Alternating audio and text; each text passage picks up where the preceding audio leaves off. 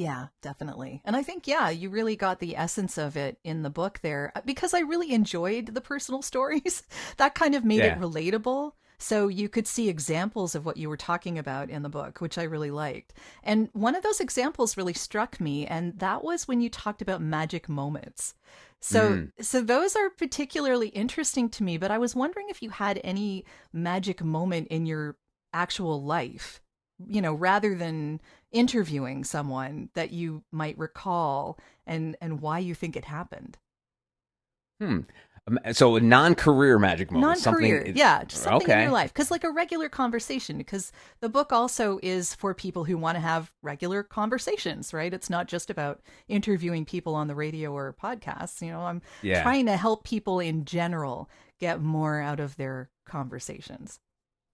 Yeah, I mean, I will say one of the magic moments I had in my life it was an extended moment, but back in the early 2000s, my father was diagnosed with Huntington's disease, and so which is, if you're not familiar with it, it's horrible. It's like a form of ALS. Yeah.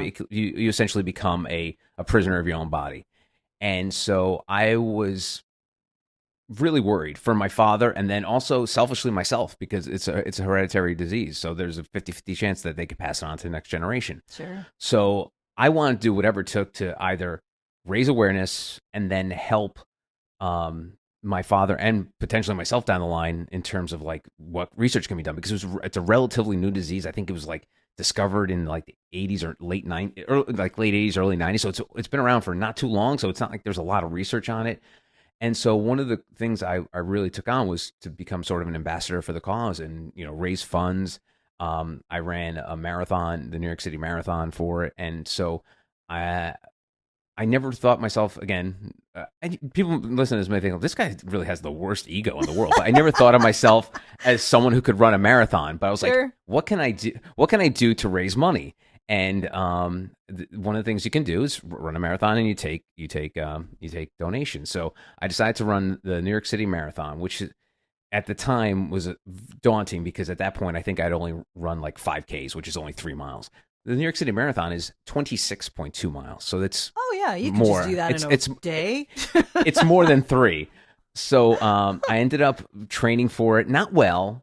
And a magic moment for me was running the New York City Marathon because it's the closest thing you can do to an athletic event that is essentially the same as what professionals do, because it's the same course, it's the same day, it's the same environment that you're running with the greatest runners in the world. Mind you, the greatest runners in the world are doing it in about 2.5 hours. It took me 4 hours to run the New York City Marathon, which not so horrible. And just that day running it. And if folks not familiar, if you ever do any kind of 5K race or a lot of races, it's early in the morning.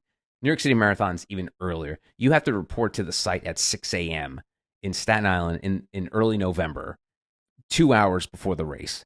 So you are just freezing your butt off waiting to go on this run. And then all of a sudden they call out your number. You go in this pack of like hundreds of runners, and they just say go. And you just run this 26 miles through all five boroughs in New York City.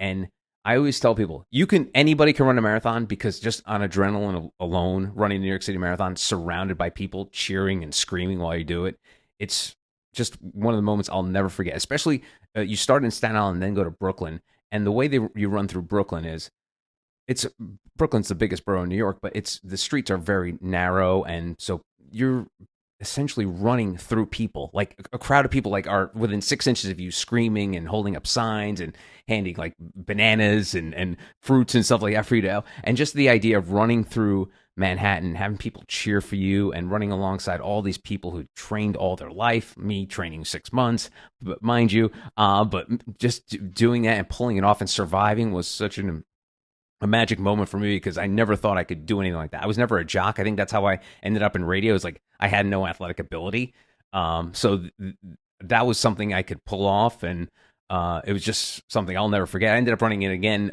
2 years later because I was like, you know what, I think I could do it better. I ended up doing it 1 minute better, not a whole lot better. But yeah, That's a lot, though. I'm yeah, amazed you did it once, let alone twice. twice, yeah.